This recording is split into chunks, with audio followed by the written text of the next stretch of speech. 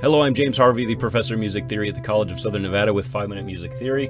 We're going to start this series of videos on non-chord tones by talking about the most common type of non-chord tone, which is the passing tone.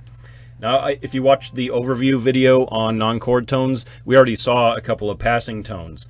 So, for example, like the beginning of Mary Had a Little Lamb, I'm going to go up an octave here. The first three notes here all are actually happening in the melody over a tonic chord. Now, the tonic chord is a C major chord, and this is not a member of that chord, that D. This is, in fact, what's called a passing tone. So a few things that we need to know here. First, it's called a passing tone. And we've heard that term before, like a passing 6/4.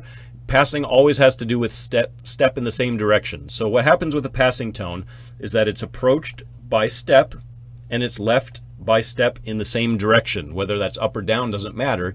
It's just that it's approached by step and left by step in the same direction. So we could do the same thing from an E up to, I'll do this in bass clef, an E up to a G tonic chord. This is still going to be considered a passing tone because it's approached and left by step in the same direction. Something that we need to watch out for when we're labeling non-chord tones. Now, you don't have to do this all the time unless your assignment or your instructor has told you to do so. You don't have to label all the non-chord tones usually.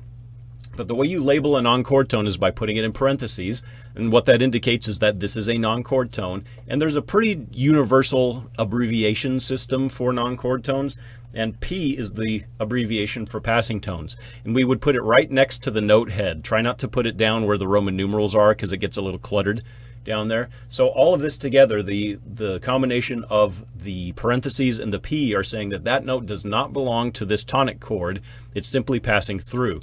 If you've ever watched videos by Howard Goodall, which I highly recommend, by the way, he has some amazing videos on different aspects of music and music theory.